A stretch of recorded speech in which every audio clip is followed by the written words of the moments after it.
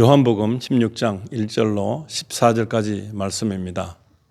말씀을 통해서 위로자 성령이라는 제목으로 함께 은혜를 나누시겠습니다. 하나님을 믿는다는 것을 어떻게 증명할까요? 그리고 나는 하나님의 자녀다 라고 말은 하지만 과연 그것을 어떻게 보일 것인가? 그리고 예수를 믿으면 천국 간다. 그 믿는 경유가 어떤가, 어떻게 믿는가 하는 것을 생각해 보기를 원합니다. 그래서 우리의 과제는 예수를 믿는다, 예수를 안다 그렇게 말합니다. 그런데 그냥 교회를 다니면 예수를 믿는다라고 단정짓는 것이 많습니다. 그러나 교회를 다니지 않아도 예수를 아는 사람은 많습니다. 그리고 믿는 그 각도가 어떠한 수준인가, 믿는 어떤 범위가 어떤 것을 말하는가 하는 것을 염두에 두고 우리가 예수 믿는다고 해야 됩니다. 그런데 예수 믿는다 할 때 예수를 아는 것으로만 믿는다 해서는 안 됩니다. 왜냐하면 마귀들도 하나님의 아들 예수 그리스도를 알고 있습니다. 그리고 귀신들도 뜬다 그랬습니다. 귀신들도 뜬다. 굉장히 알고 있지요. 근데 많은 사람들은 나는 예수를 안다. 그렇기 때문에 나는 구원받았다라고 말한다면 그것은 굉장한 모순인 것입니다. 그리고 교회를 나오고 있는 것으로만 그리고 성경을 읽어보는 것으로만 안다. 그걸 믿는다 하면 안 됩니다. 왜냐하면 타 종교인들도 성경을 다 읽을 수 있습니다. 성경을 다 읽었어도 역사책으로만 생각하고 있다면 구원하고는 먼 이야기입니다. 그래서 오늘 이 구원에 관한 것이 어떻게 이루어지는가, 그리고 내가 생각하는 범주 안에서 믿는다는 생각을 말씀을 통해서 짚어봐야 됩니다. 이것이 어떤 것을 뜻하는가.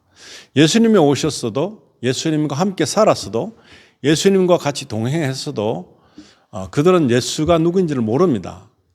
그래서 그 과정에서 예수와 함께 동행했던 가룟 유다는 실족하고 마는 것입니다.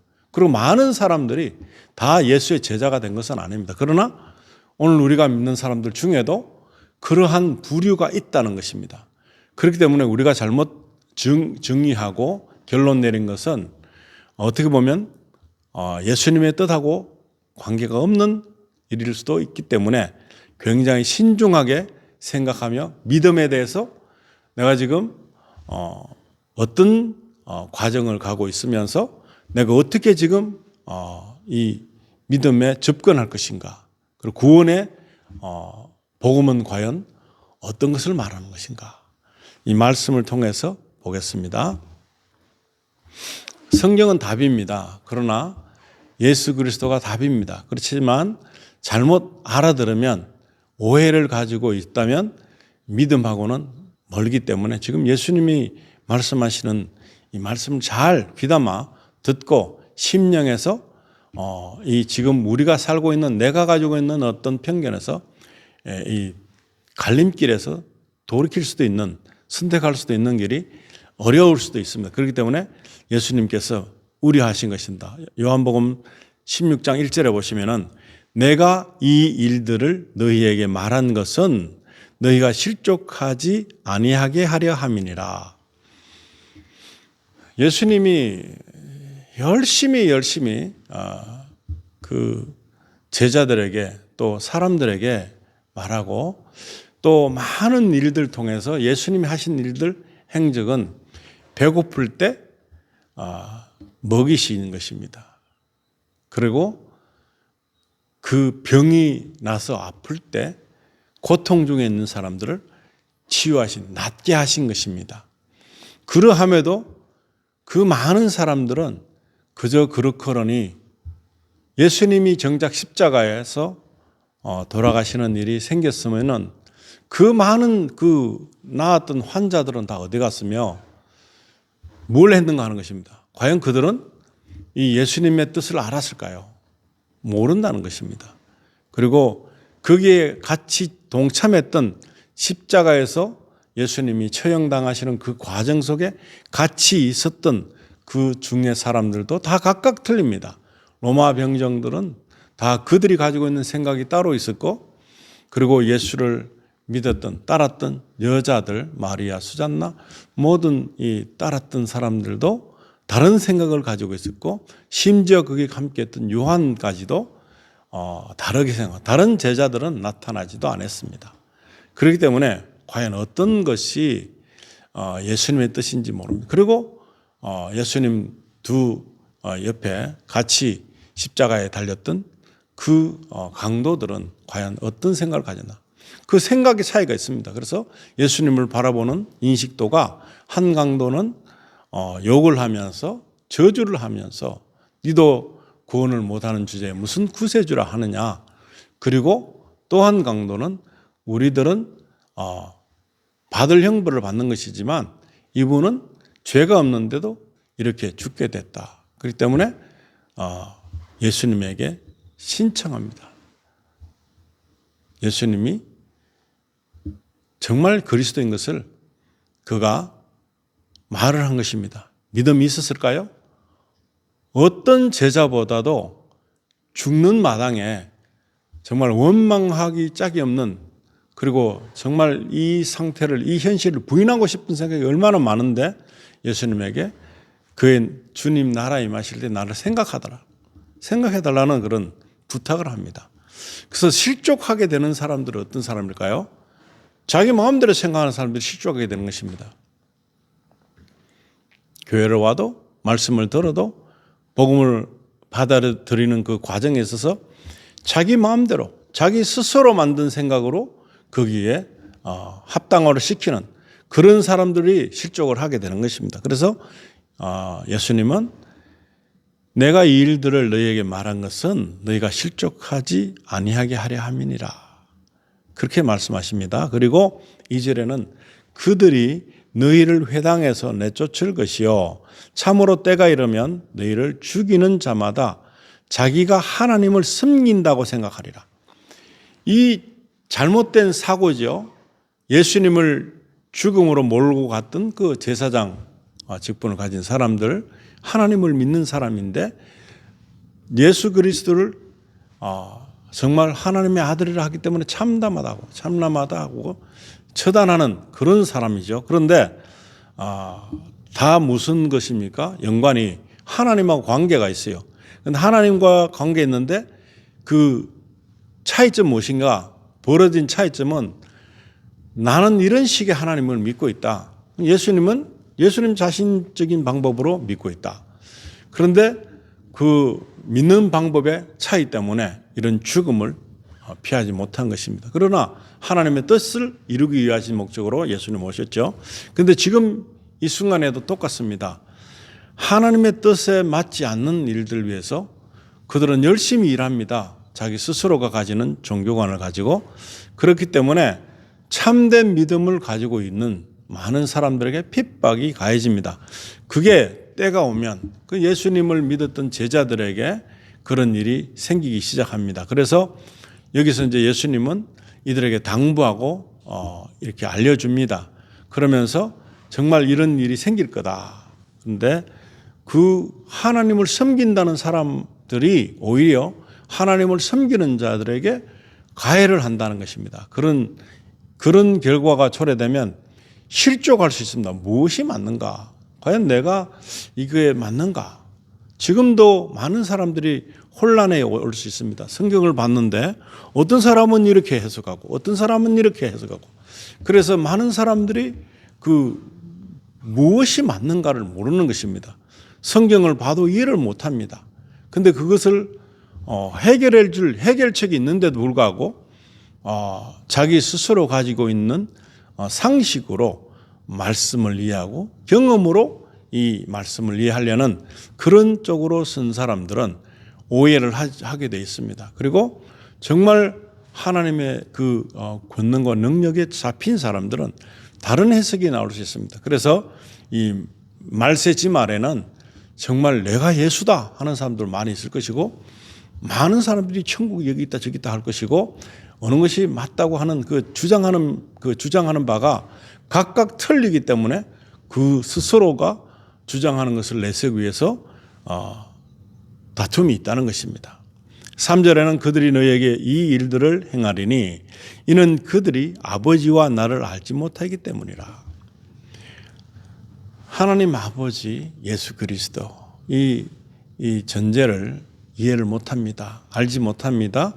그래서 벌어진 일들이 갈수록 멀어지는 것입니다. 이건 그 결과가 어떤 것인가 너무나 틀리는 결과가 초래되는데도 불구하고 주장하는 바가 많이 다르다는 것입니다.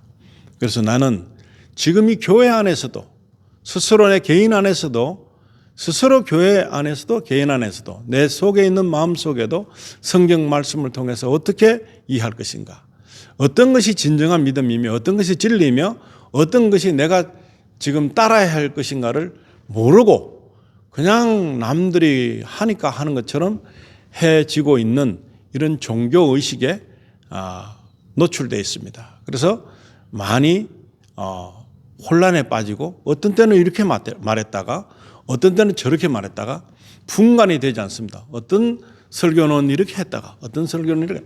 그래서 굉장히 설교자의 어떤 주장함에 따라서 많은 신자들이 혼란을 겪게 되는 것입니다. 그래서 무엇이 옳은지를 몰라요. 그래서 옳은 것을 찾아가야 되는데 찾을 마음도 없습니다. 나는 내대로 믿고 다른 사람은 다른 사람 마음대로 믿고 이런 나중에는 나도 해봤는데 그러면서 그 경험을 이야기하면서 별거 아니다. 나는 내가 소신껏 내가 믿는 대로 나는 갈 것이다 하는 사람들이 많습니다. 그래서 심지어 그걸 통해서 순교하는 그러한 자리까지도 거뜬히 갈 수 있는 것 같은 그런 주장이 강하다는 사람들이 모여 있는 곳이 교회가 될 수도 있습니다. 그래서 오늘은 이 주님이 말씀하시는 이 제자들에게 당부하는 것들이 우리에게 굉장히 중요한 당부의 말씀으로 이해가 되어야 되는 것입니다. 4절에 보시면 그러나 내가 너희에게 이 일들을 말한 것은 그 때가 올 때에 내가 너희에게 이미 그것들을 일러 주었음을 너희가 기억하게 하려 함이라.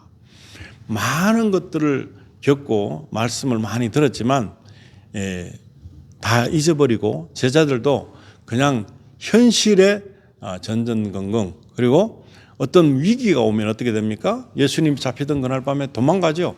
예수님이 그렇게 누누이 말씀을 했는데도 불구하고 그들은 예수님의 말씀을 신뢰하지 못했습니다. 자기의 유익하고 관계가 없다. 그러면 튀는 거예요. 도망가 버렸습니다.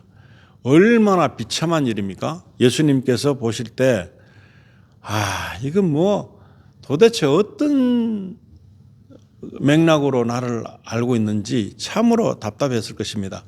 지금도 많은 사람이 성경을 보고 예수를 믿는다 하면서도 이 자기들이 갖고 있는 그 주장 안에서 벗어나면 도망가는 것입니다. 위기가 오면 거짓말을 해야 되는 그런 일이 오면 그리고 내가 이것을 드러낼 수 있는 그런 입장이 아닌 때가 오면 부인하게 되어 있습니다.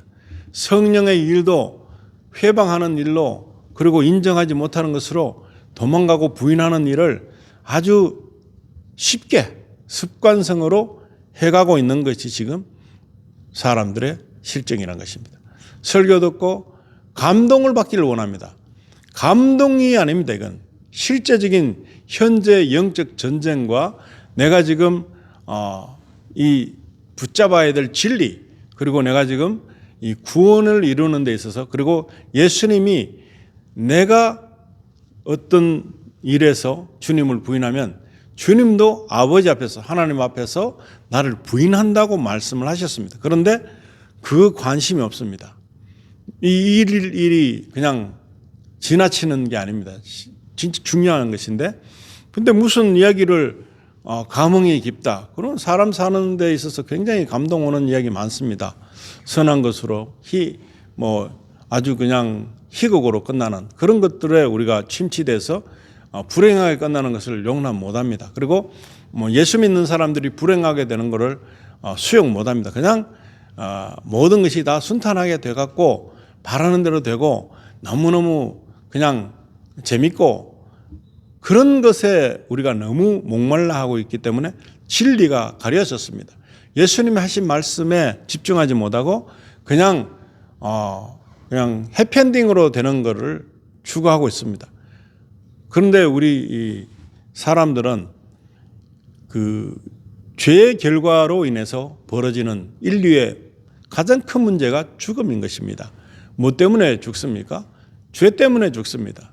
내가 저지른 죄 때문에 죽는 것이 아니라 처음서부터 저질렀던 죄의 그 원죄 때문에 죽음을 면치 못합니다. 아무도 죽음을 이겨낼 수가 없는 것입니다. 그런데 그 문제점을 해결해야 하는 목적이 예수님인데 그것에 대해서는 관심이 없습니다. 그냥 이 땅에 살면서 그냥 어떻게 좋은 일이 생겨서 마감이 되는 거, 그리고 막 그냥 어렵다가 좋아지는 결과로 바뀌면 그것이 축복인 줄 알고 있습니다. 그러나 죽음은 면치 못하는 것입니다. 그리고 예수 그리스도를 믿어도 그리스도 안에서 우리가 죽는 것을 모르는 것입니다. 내가 살면서 죽고 없어진 나를 통해서 하나님이 일하십니다.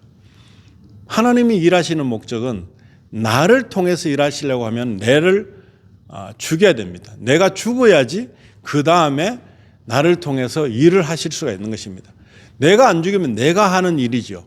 그 내가 죽게 되면 그 다음에 일어나는 일은 하나님께서 하시고자 하실 때 그 내가 이제 사용을 받게 돼서 일을 하게 되면 그게 이제는 의의 일이 되는 것입니다. 그런데 이 제자들에게 신신당부하고 했는 것들이 다 지금 우리 다 알고 있어요. 그렇지만은 그 일을 하지 않습니다. 왜냐하면 나에게 손해가 끼쳐질 수 있고 내가 힘들 수 있고 내가 하고 싶은 생각이 없는 것입니다. 그래서 하나님의 일을 맡겨도 내 식으로 하는 것입니다. 내 방법대로. 그래서 합리화시키는 것입니다. 그러나 그것이 죄라는 것을 모릅니다. 그것은 너무나 큰 죄입니다. 알고 저지른 죄는 더 무서운 죄가 되는 거예요. 모르고 할 때는 몰랐기 때문에 실수라고 할 수 있습니다. 그러나 알고 하는 것은 실수가 아닙니다. 알고 저지르는 것은 진짜 죄입니다. 범죄입니다.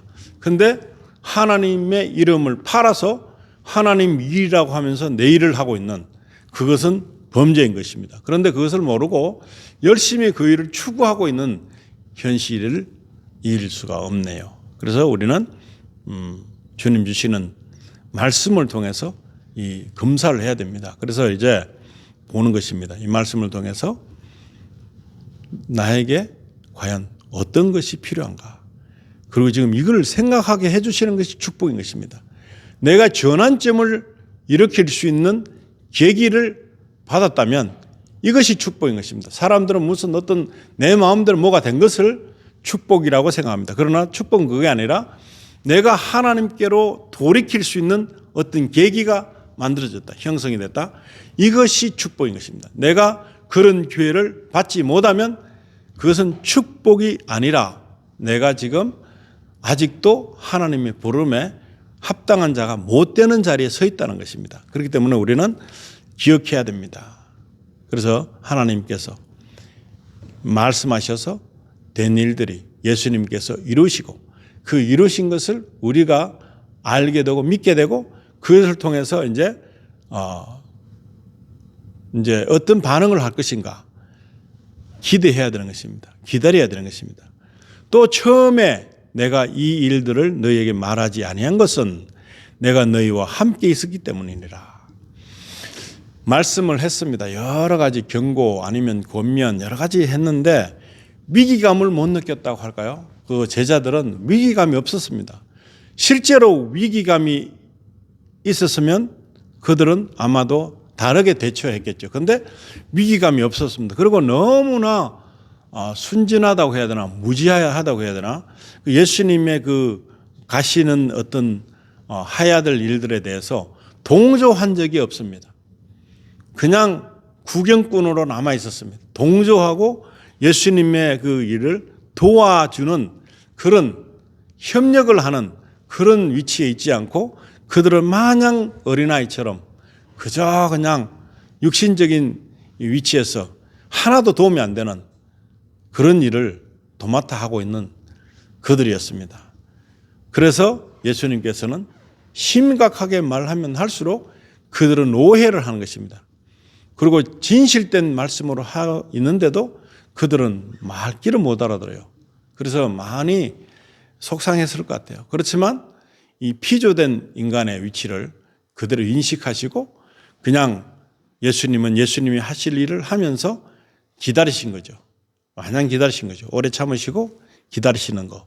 그런 일을 통해서 제자들이 나중에 그리고 이 어떤 일이 일어날 때마다 제자들은 감당을 할 수가 없었습니다. 그러면서 자기에게는 무슨 특별한 일이 있는 것처럼 예수님을 알고 있으면 내가 특권을 누리는 것처럼 그렇게 행세를 하고 있었다. 교회 다니는 것도 무슨 특권을 하는 것처럼 내가 교회 다닌다. 내 교회 믿는다. 이러면서 그냥 나는 여기에 소속된 아주 중요한 요인이야. 굉장한 사람이야. 라고 생각하는 그 자부심 때문에 그냥 어떻게 보면 많은 것들을 놓칠 수가 있습니다. 정말 예수님과 나와의 인격적인 만남이 없는 그런 상태라도 무난하게 가고 있습니다. 그것은 축복이 아닌 것입니다. 내가 어떤 어려움이나 병마나 아니면 우리가 할 수 없는 그런 일들 통해서 고통과 고난과 위기가 찾아왔을 때 그것이 어쩌면 하나님께서 나에게 접근하시는 가장 절망적인 것을 통해서 하나님의 그 소망을 바라보게 하는 그러한 계기가 되는 사건임을 알고 오히려 감사해야 된다 하는 것입니다.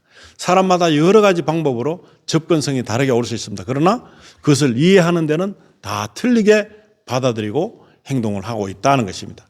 근데 그래서 성경을 봐도 오해의 소지가 많죠.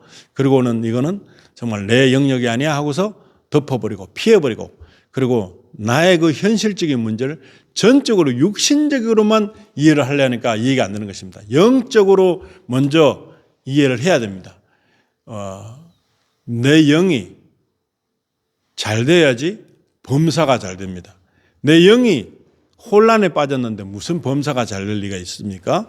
그렇기 때문에 이 예수님께서 하시는 말씀을 귀담아 들어야 됩니다. 그래서 5절에는 그러나 지금 내가 내 길로 나를 보내신 분에게로 가는데 너희 중에서 아무도 어디로 가시나이까 하고 내게 묻지 아니하고 그럽니다.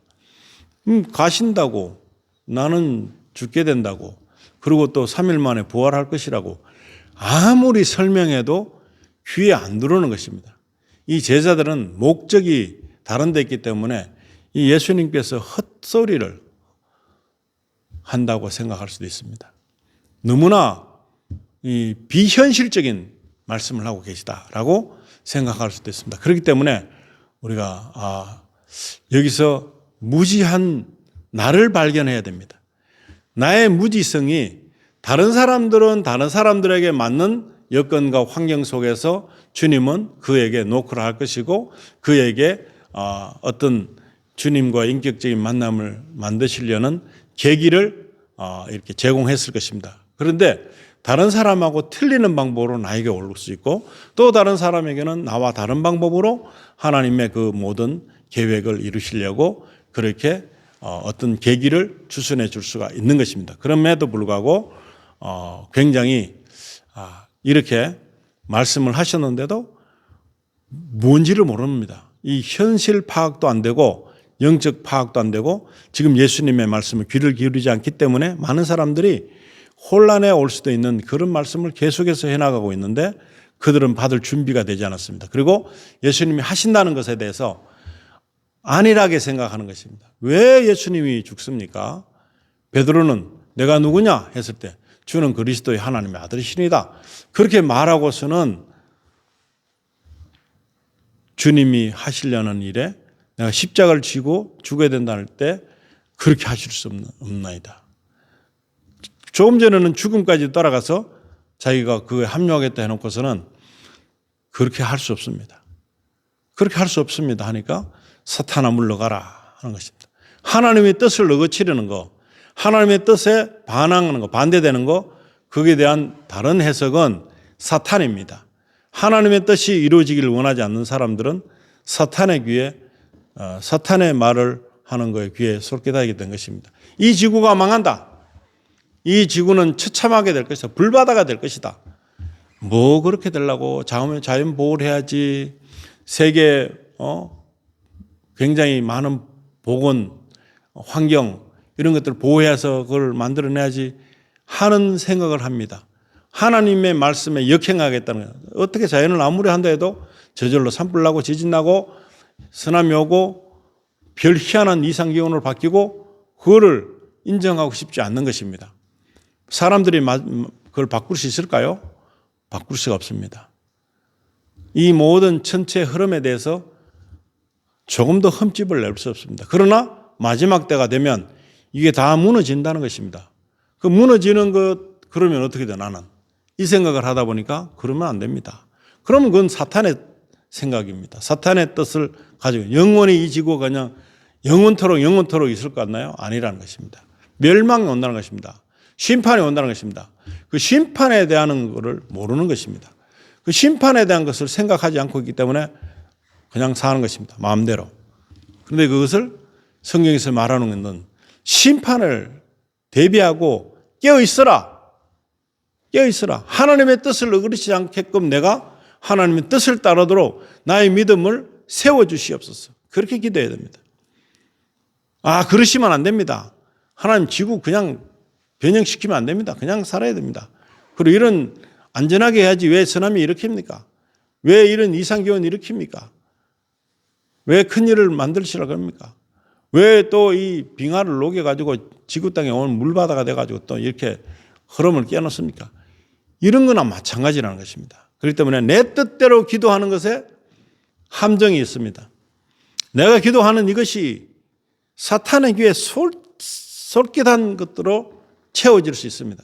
하나님의 뜻하고는 관계없는 것들을 내가 기도를 하고 있다면 이건 사탄으로부터 박수를 받을 일입니다.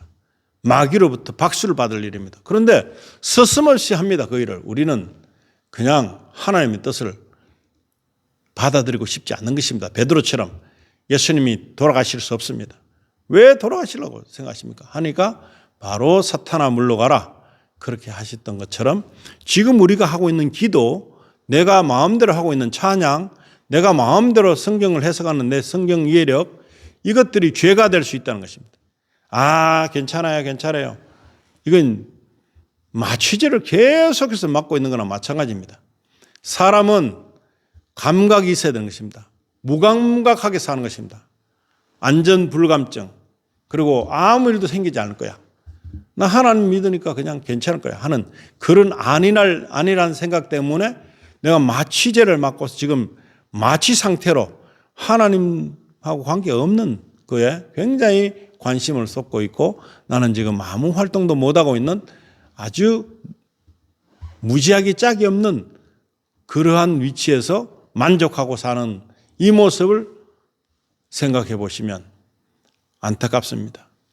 거의 반송장 같은 영적 그 수준에서 손가락도 까딱할 수 없는 그런 위치에서 찬양도 못하고 기도도 못하고 무엇에 집중해야 되는지도 모르고 성경도 모르고 그냥 설교나 들으러 가자.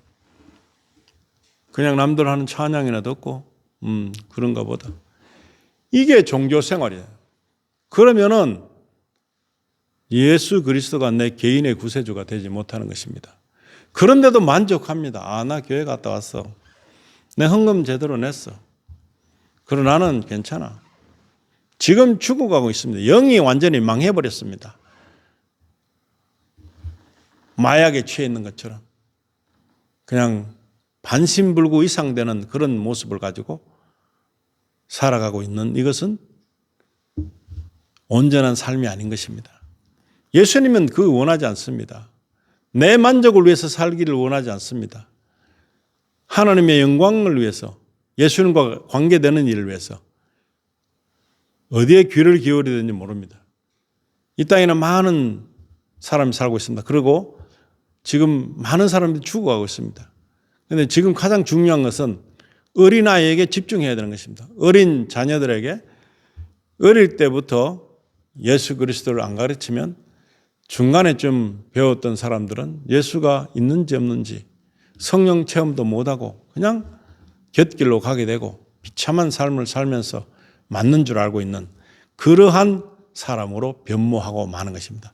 세상의 때가 묻기 전에 하나님의 전지전능성을 우리가 그들에게 알려야 되는데 관심 없습니다. 어리기 때문에. 그냥 학교 공부만 잘하면 되는 줄 알아요. 학교 공부에는 진리가 없습니다. 변합니다. 백과사전이 항상 그대로 백과사전으로 남는 지식으로 있는 것이 아닙니다. 몇 해가 지나면 또 다른 내용이나 또 다른 내용. 그러면 진리가 아니죠. 진리는 변하는 게 무슨 진리입니까? 진리는 변하지 않습니다. 성경 말씀 변하지 않습니다. 하나님의 뜻은 변하지 않습니다. 그러나 세상에 있는 진리 지식은 변합니다. 또 바꿔야 됩니다. 새로운 것들이 발굴됐어요. 새로운 이론들이 나타났어요. 그건 무슨 진리입니까? 그런데도 그것을 잘하면 되는 줄 아는 그런 허망한 꿈을 꾸고 그렇게 살길 원하는 사람들로 메꾸어져 가고 있다는 것입니다. 6절에는 도리어 내가 이 일들을 너희에게 말하였으므로 너희 마음에 근심이 가득하였도다. 예수님이 하신 말씀에 바로 들으면 근심이 쌓여요. 그런데 예수님의 말씀에 관심이 없기 때문에 그냥 아무 생각 없이 지낼 수가 있는 것입니다. 고심해 볼 필요도 없는 것입니다. 내가 이렇게 믿어도 될까? 내가 이렇게 찬양해도 될까? 내가 이런 기도와 이런 마음을 가지고 해도 될까? 하는 고민이 있어야 되는데 고민이 없습니다. 예수님의 마음이 절실하지 않기 때문에 예수님의 말씀을 절대로 새겨 듣지 않기 때문에 근심이 없어요. 근데 실제로 성경 말씀 보면 위기감이 옵니다. 그리고 나를 보면 내가 구원을 못 받았다 할 경우는 지옥입니다. 그랬을 때에 믿는 것에 대해서 다시 심사숙고해야 되는 것입니다. 그냥 교회와 시간 낭비할 것 같으면 오지 않고 집에서 잠자는 게 좋습니다. 아무것도 하지 않고 잠자는 게 좋습니다. 그런데 왜 허송 세월을 보내면서 결과는 똑같습니까? 결과가 똑같은 거를 선택할 거면 안 오는 게 그냥 그건 그때 다른 거 하는 게 낫습니다. 그런데 심각한 고민을 해봐야 되는 것이 성경 말씀인데 심각한 고민을 자아내는 것입니다. 예수님 말씀을 귀 기울이다 보면 성경을 보다 보면 그런데 그걸 어디서 막아냅니까? 어디서 이런 마음을 생겼는데 돌이키게 합니까? 그냥 있어도 구원받는 것처럼 하고 있는 설교 때문에 그렇습니다. 아무것도 아니야. 예수, 천당, 불신, 지옥. 그렇게 하면은 간단한 이유가 없는 속에서의 이게 맞는 거구나 할 때 그냥 예수라는 그 이름 앞에서 그냥 예수 하면 되겠지. 내가 믿는 것은 그렇게 말하는 것과는 틀리다는 것입니다. 고민해야 됩니다. 이것에 대해서 신중하게 결정해야 되는 것입니다. 그러지 않으면 나는 하나님의 자녀가 아닐 때 과연 어떻게 될까요? 하나님의 자녀 반대는 마귀의 자녀죠. 마귀의 자녀로 살면 어떻게 되죠? 지옥 가죠. 영락 없습니다. 그런데 성경 말씀 잘 모르고 성경 말씀 잘 안 듣는 사람 설교를 들으면서 이거 뭐 괜찮네. 기복신앙으로 빠져 있어가지고 그렇게 이끌어가는 마귀의 종들이 굉장히 많습니다. 그걸 분간할 수 없는 것입니다. 분간할 수 있으면 그렇게 하면 안 되죠. 분간할 수 없는 위치에서 만족하고 있는 그대들은 이미 마약을 주사받은 것처럼 그렇게 영적 죽음이 일어나는 것입니다. 다시 살아내야 되는데 살아나지 못합니다. 그러면 이것이 마취돼서 다 괜찮은 줄 알아요.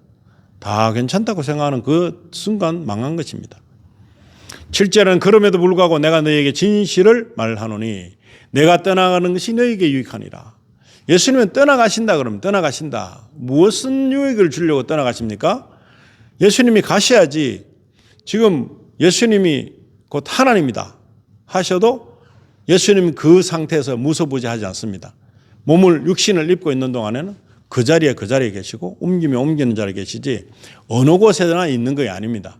그런데 그 하나님의 그 전지전능성을 육신을 입고 있으면 잃어버리죠. 그런데 떠나가는 것이 유익하게 하시기 위한 것은 우리를 위해서 지금의 믿는 사람들을 위해서 떠나가시겠다는 것입니다. 그럼 이해가 안 되죠. 왜 나를 위해서 우리를 위해서 떠나야만 하시는가. 옆에 있어도 지금 두려움이 엄습해 오는 때가 너무나 많은데 왜 떠나시려 하는가 하는 그런 마음이 들게 되어 있습니다. 내가 떠나가지 않으면 위로자께서 너희에게 오지 아니하시리라. 그러나 내가 떠나면 내가 그분을 너희에게 보내리니. 위로자를 다른 성경에 보혜사라고 합니다. 나를 도와주실 분. 이 도움을 받지 못한 상태에서 예수를 믿었던 사람들은 실패하는 것입니다. 많은 사람들이 성령 없는 상태에서 믿는다고 했을 때 그것은 하나님의 뜻이 아닌 것을 알아야 되는데 모르기 때문에 실패의 길을 전전긍긍하면서 믿는 줄로 알고 있었던 것입니다. 그래서 빨리 떠나가셔서 보혜사 성령, 위로자 성령을 우리에게 보내시기를 원하시는 목적이 여기 있습니다. 그래서 제자들에게 말씀하신 것입니다. 8절에 그분께서 오셔서 죄에 대하여, 의에 대하여, 심판에 대하여 세상을 꾸짖으시리라. 세상이 어떻게 잘못되고 있습니까? 세상이 잘못되고 있습니다. 죄인들이 하는 일은 뭡니까? 죄를 짓는 거죠. 그냥 죄를 짓게 놔두는 그런 형국으로 버려두면 세상은 이미 망해버렸습니다. 그래서 이 세상에 있는 사람들을 구하기 위해서 오셨는 예수님의 목적을 이제 말씀하십니다. 죄에 대하여, 의에 대하여, 심판에 대하여 세상을 꾸짖으시기 위한 목적으로 보혜사 성령, 위로자 성령께서 우리에게 오신다는 것입니다. 이래야지 내가 내 죄가 뭔지를 압니다. 의가 뭔지를 압니다. 심판이 뭔지 압니다. 그런데 성령이 안 계시면 성령의 도움이 없이는 죄가 뭔지 알 수가 있나요? 사람들이 만들어 놓은 죄만 알죠. 그것만 범죄에 넘어가지 않으면 우리는 감옥에 갈 일이 없습니다. 체벌을 받을 이유가 없습니다. 그런데 여기서 죄에 대하여, 의에 대하여, 심판에 대하여 세상을 꾸짖으러 오신다 하는 것입니다. 그래서 첫 번째로 9절에 죄에 대하여라 함은 그들이 나를 믿지 아니하기 때문이요. 예수님을 믿지 않는 것이 죄입니다. 이 죄를 이걸 알아야 되는데 이 죄를 모르는 것이 문제입니다. 예수님께서 답답했던 부분이 이겁니다. 죄에 대해서 예수 그리스도를 알기를 원하지 않았어요. 정작 하나님이 보내신 하나님 뜻을 이루시는 예수님을 제사장들은 죽여야 되겠다. 저거 가만 놔두면 안 되겠네. 이 생각을 한 거지. 아, 내가 이제 죄가 깨달아지네. 하나님 뜻이 이제 알아지네. 구약 성경에 나오는 그대로가 실체로 내게 지금 접근하고 있는 이런 것을 통해서 나는 바꿔야 되겠다. 이 생각을 안 했잖아요. 할 수 없었죠. 모르기 때문에. 예수 그리스도를 믿지 않기 때문에 이런 일이 벌어지는 것입니다. 둘째, 10절에 의에 대하여 하라면 내가 내 아버지께로 가므로 너희가 더 이상 나를 보지 못하기 때문이요. 이 예수님께서 오신 그 목적을 다 달성하고 가시는데 이제 하나님에게로 간다. 하나님 아버지께로 간다. 그러면 이건 뭐 죽음 마땅한 범죄자입니다. 종교 재판에서 죽기 딱 좋은 그런 반론일 수 있습니다. 그래서 이 십자가에 못 박으라고 유대인들이 그렇게 말한 것입니다. 지금도 똑같죠. 예수 그리스도를 하나님의 아들이다, 하나님이다, 정말 나의 구세주다 했을 때 바보 취급받습니다. 저런 얼빠진 인간이 있나? 누가 누구를 믿으란 말이야? 이렇게 생각하는 사람들이 대다수입니다. 그래서 의가 없는 것입니다. 의는 바로 하나님 아버지 그리고 하나님께로 가는 하나님께로 예속된 분이 예수님이다 하는 것입니다. 그래서 심판에 대하여라 하면 11절에 세 번째 심판에 대하여라 하면 이 세상의 통치자가 심판을 받았기 때문이라. 사망이 인생들을 다 쥐어 흔들고 있었습니다. 그러나 예수님께서 그 사망에게 졌습니다. 죽음으로 사망에게 졌습니다. 끝났습니다. 그런데 부활하심으로 말미암아 사망을 이긴 것입니다. 사망보다 더 큰 존재가 예수님이라는 것입니다. 그래서 이 심판에 대하여라 하면 이 세상의 통치자가 심판을 받았다. 이미 받은 것입니다. 이제는 그 죽음이라는 것이 나를 협박을 할 수 없습니다. 나는 이제 죽음을 두려워하지 않습니다. 죽음을 부활로 만드신 예수 그리스도가 나의 주가 되기 때문에 나는 이 죽음 그리고 세상을 통치하는 이 악의 세력이 나를 보면 하나님의 아들로 보는 것입니다. 하나님의 양자로 보는 것입니다. 예를 들어서 우리가 예수 그리스도를 믿는 성령 충만한 자가 무당이나 점정에 가면 그들은 영적인 눈을 보기 때문에 우리를 그냥 사람으로 나로 보지 않습니다. 하나님의 아들, 예수 닮은 자로 보기 때문에 점을 칠 수가 없습니다. 그들 영계에서는 예수님을 알지요. 그리고 예수를 믿는 확실한 사람을 분간할 수 있죠. 올바른 악령이라도 그가 신이라고 주장하면서 무당을 좌지우지하고 있는 그러한 존재라 할지라도 큰 신 중의 신, 능력자의 신, 그 예수 그리스도 하나님을 아는 것입니다. 그런데 그들이 믿는 신은 과연 뭘까요? 타락한 천사 루시프의 졸개를 말하는 것입니다. 타락한 천사 루시프의 악한 천사들, 그들이 사람 몸을 빌려서 그렇게 악한 일을 하고 있고 우리들 믿는 사람에게도 접근하여서 그들이 우리를 유혹할 때고 있고, 그리고 예수 그리스도가 광야에 계실 때 그들이 예수님을 시험하는 그러한 존재가 이 두려움을 상실한 존재입니다. 이미 어차피 지옥 가는데 뭐가 두렵겠습니까? 그렇기 때문에 예수님에게도 그렇게 덤비는 그런 몰상식한 파렴치한 일을 하지만 그들은 이미 심판을 받았습니다. 죽음을 능가하신, 죽음의 그 어떤 무서운 멸망이라는, 끝이라는 그것을 예수님께서는 이미 다 넘어서셔서 부활이라는 것으로 죽음을 완전히 무너뜨리신 것입니다. 우리는 부활에 대해서 동참하는 우리로서는 그 모든 죽음이 두려울 수가 없는 것입니다. 이제는 심판을 하러 오신 예수님께서 이미 그들 다 심판하셔서 그들이 이제 갈 곳은 딱 정해져 있는 지옥으로 가는 것밖에 없습니다. 12절에 내가 아직 너희에게 말할 것이 많으나 지금은 너희가 그것들을 감당하지 못하리라. 어찌 알겠습니까? 천국의 일들을, 그 많은 특별한 일들을 우리가 우리 상식이나 우리가 가지고 있는 경험이나 우리가 보고 있는 이 좁은 지구 땅에서 일어나는 일들, 이것 갖고 천국을 이해할 수 있는 그런 위치는 못 되는 것입니다. 그렇기 때문에 예수님이 다 말씀을 할 수가 없는 것입니다. 감당을 할 수 없는 거죠. 그래서 13절은 그러나 그분 곧 진리의 영께서 오시면 너희를 모든 진리 가운데로 인도하시리니 그분은 스스로 말씀하지 아니하시고 무엇이든지 자기가 들을 것만을 말씀하시며 앞으로 일어날 일들을 너희에게 보이시리라. 이 얼마나 놀라운 일입니까? 진리의 영 성령께서 오셔서 우리에게 해주시는 일은 성경이 이루어지는 것을 말씀하시고 계시고 또 지금 현재 하나님께서 그렇게 계획하고 계신 것들을 계속해서 이루어 나가시는 것을 우리에게 알게 하신다 하는 것입니다.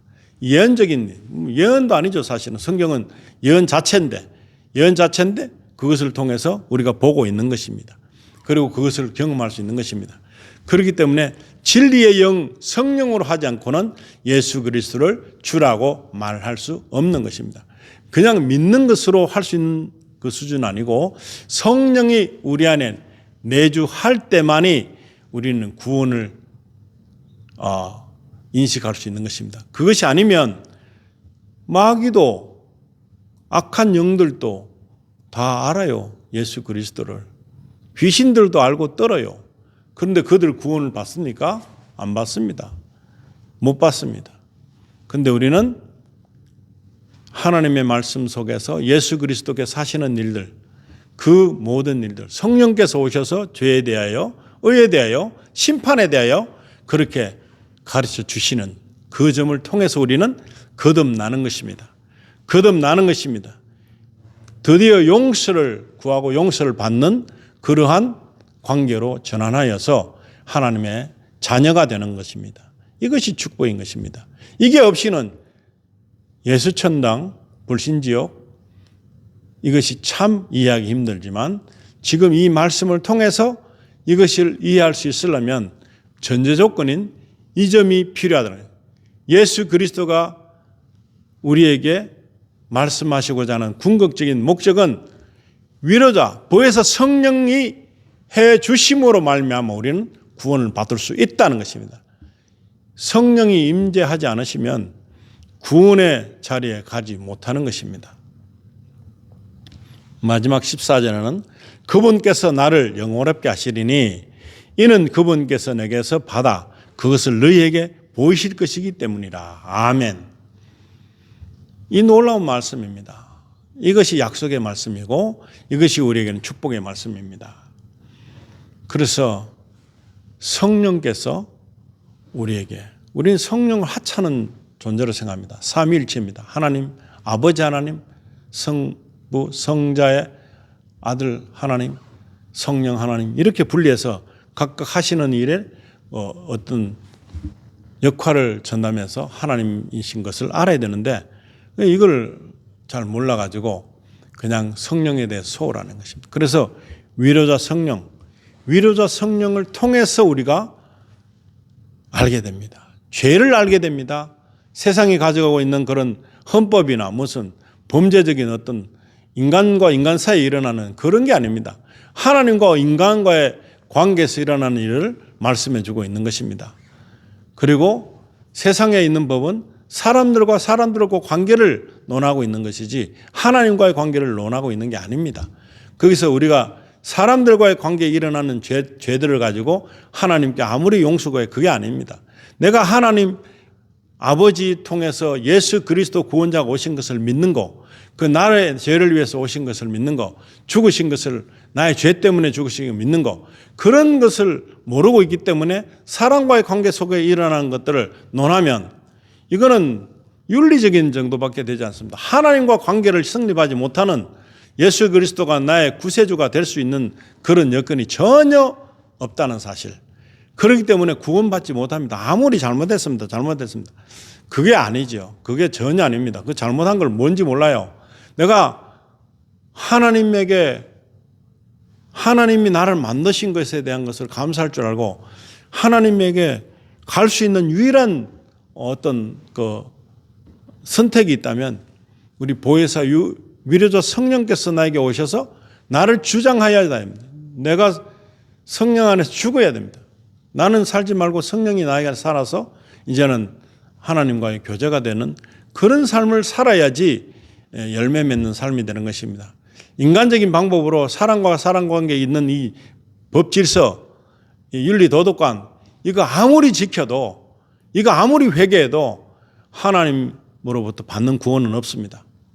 아무것도 아니라는 거죠. 사람과 관계인데 우리는 하나님과 나의 관계를 형성해야 되는 것입니다. 예수님 때문에 일어난 모든 이런 일들 통해서 내가 구원을 받은 것은 예수 그리스도를 통해서 받았다 하는 그런 외침이 그런 선택이 나에게 구원을 가져다 주는 것이지 사람과의 그 선한 일을 하고 열심히 잘 살고 사람들하고 관계를 형성하는 데 있어서 다라고 생각하는 그런 도덕관으로 설교를 한다. 그걸로 성경을 대신한다 하면 이것은 구원 없는 것입니다. 전혀 구원하고 관계없는 일을 하고 있는 여러 사람들에게 정말 권면하고 싶습니다. 절대 아니라는 거. 바른 것을 선택할 수 있는 선택을 내가 가질 수 있는 것을 성경 말씀 통해서 보시고 영적 분별력을 가져서 나의 구원을 확증하는 일이 지금 해야 될 일입니다. 그냥 아무렇지도 않게 그냥 넘기면 나는 구원과 관계없다는 사실을 명심해야 됩니다. 그런데 그것이 아닌 것처럼 위선자가 다 말하고 있죠. 사람들에게 꼬임을 하죠. 그렇게 하나님 자녀로부터 벗어나게 될 수밖에 없는 그런 의심을 갖게 하죠. 그러면 우리는 잘못된 길을 가고 있기 때문에 지금 말씀을 보시고 이 시간에 돌이켜야 됩니다. 완전히 돌이켜서 구원받은 자의 삶을 누리는 것이 지금 가장 큰 급한 일인 것입니다. 이건 속보 중에 속보입니다. 그렇게 알고 이제부터 하나님 말씀을 통해서 진리가 무엇인지를 깨닫는 그런 귀하신 분들 되시기를 예수님 이름으로 축원드립니다. 기도하시겠습니다. 하나님 아버지, 저희들이 너무나 하나님 앞에서 무례하게, 하나님은 영이신데 사람적인 입장에서 하나님을 대하고 있는 그런 삶을 살아왔습니다. 이제부터 그런 속임수에 속지 말고 잘못된 것에 넘어가지 말고 위로자 성령께서 우리에게 죄에 대하여, 의에 대하여, 심판에 대하여 말씀하실 때에 우리가 잘 깨닫기를 원합니다.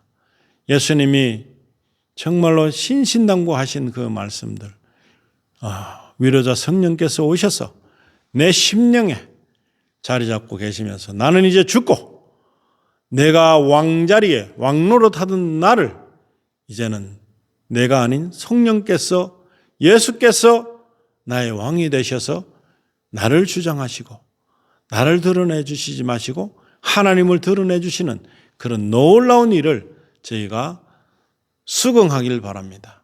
이 시간에, 정말 이 시간에 성령님 나에게 오셔서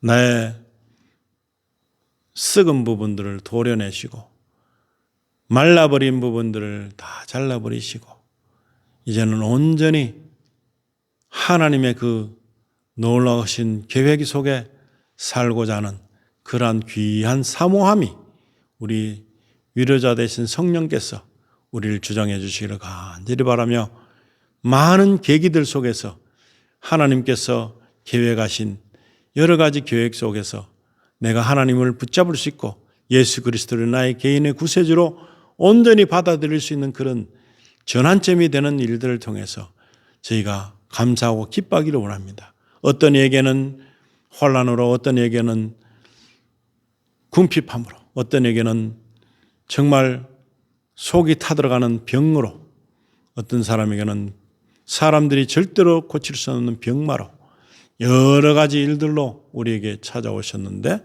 그 계기에 다 버리고 주님께 나아가는 사모하는 성령을 통해서 우리 성령 충만해서 이 모든 것을 감사로 기뻐하는 저희들 다 될 수 있도록 축복해 주시길 간절히 바라며 우리 주 예수 그리스도 이름으로 기도드립니다. 아멘.